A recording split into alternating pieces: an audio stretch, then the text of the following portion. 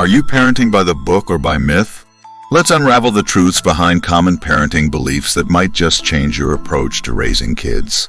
From the terrible twos to the belief that good parents do it all, parenting is riddled with myths.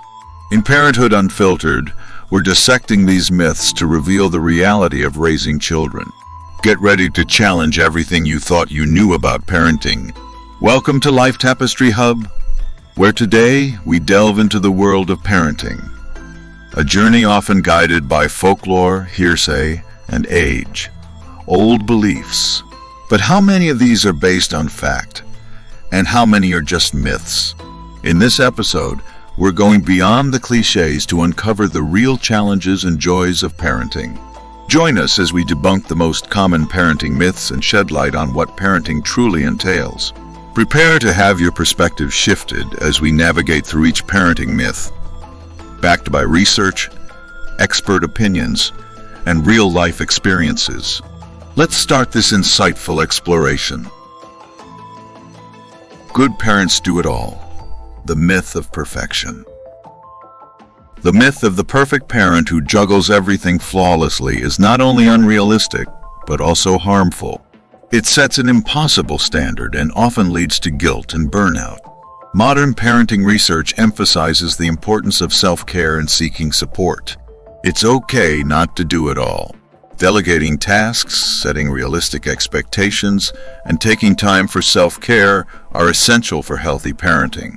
Remember, a happy and relaxed parent is often more effective.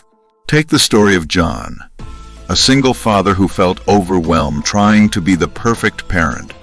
Once he started sharing responsibilities with family members and prioritizing his well-being, he found he was a more present and patient father. How do you balance parenting responsibilities with self-care? Share your tips or experiences in finding balance as a parent. The terrible twos, more than just tantrums. The terrible twos is a phrase dreaded by many parents, conjuring images of constant tantrums and defiance. But is this stage really about terrible behavior, or is there more to it? Child development experts suggest that this phase is not inherently terrible. Instead, it's a crucial period of rapid growth and learning. 2-year-olds are experiencing a surge in language skills, cognitive abilities, and independence. Their so-called terrible behavior is often a result of frustration, communication gaps, and a natural exploration of boundaries. Understanding this developmental phase can change how parents approach it. Instead of bracing for a year of hardship, view it as an opportunity to teach and guide. Employ patience, clear communication, and consistent boundaries to help your child navigate this developmental stage. Consider the story of Maya, a mother who reframed her approach to her 2-year-old's tantrums. By recognizing her child's growing independence and communication efforts, she shifted from frustration to empathy, leading to fewer tantrums and a stronger parent. Child bond. Have you experienced the terrible twos? How did you navigate this developmental stage? Share your strategies or stories in the comments. Strict parenting leads to well-behaved children. A closer look. Many believe that strict parenting is the key to instilling discipline and ensuring well-behaved children. However, this approach may not always yield the expected results and can sometimes have unintended consequences. Child psychology suggests that while structure and rules are important, overly strict parenting can lead to children who are less self-reliant, have lower self-esteem, and may even rebel in the long run. It's about finding a balance between guidance and freedom. Consider the story of Emily, who grew up with very strict parents. While she was well-behaved as a child, she struggled with decision-making and independence as an adult. This highlights the importance of nurturing autonomy alongside discipline. Encourage open communication. Offer choices within boundaries, and explain the reasoning behind rules. This approach not only fosters discipline but also helps children develop critical thinking and decision-making skills. How do you balance discipline and freedom in your parenting? Have you experienced the effects of strict or lenient parenting styles? Share your insights or stories in the comments. More activities mean better developments. Quality over quantity. In an era of hyperparenting, there's a myth that enrolling children in a multitude of extracurricular activities will enhance their development. However, overscheduling can lead to stress and burnout, both for children and parents. Child development experts emphasize the importance of unstructured play and downtime. These moments allow children to explore their creativity, develop social skills, and learn self-regulation. It's not about the quantity of activities, but the quality and enjoyment they bring.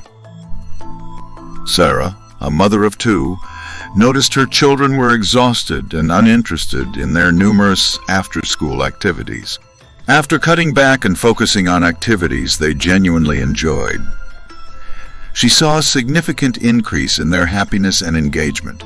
Consider your child's interests and temperament. Allow them to choose activities that truly interest them, and ensure they have enough free time to relax and play spontaneously.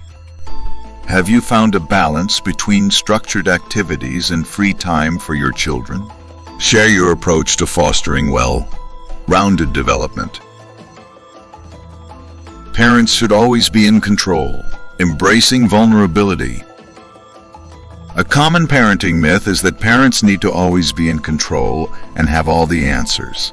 This belief can create unrealistic expectations and prevent authentic connections between parents and children.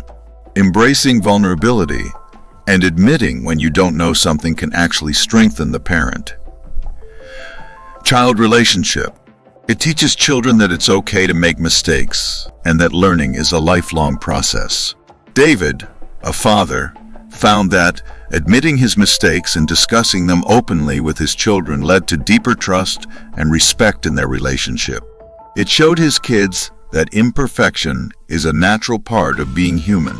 Share your challenges and learning experiences with your children. This not only humanizes you, but also helps your children understand and cope with their own struggles and uncertainties. How do you express vulnerability and authenticity in your parenting? Share a moment when being open about your challenges strengthened your relationship with your child. Our exploration of Parenthood Unfiltered has taken us through a journey of debunking common parenting myths. We've seen that strict parenting isn't always effective, that overscheduling activities can be counterproductive, and that showing vulnerability as a parent can be powerful. Parenting is a complex and deeply personal journey. Each family is unique, and what works for one may not work for another. The key is to find what resonates with your family's values and dynamics. Which debunked myth did you find most surprising or relatable? Is there a parenting belief you've questioned or would like to see explored? Join the conversation in the comments. Your perspective could inspire or reassure another parent on their journey. Thank you for tuning into Parenthood Unfiltered here at Life Tapestry Hub. Remember, there's no manual for perfect parenting. Only learning, loving, and growing together. Until next time, embrace the ups and downs of parenting and keep weaving the beautiful tapestry of family life.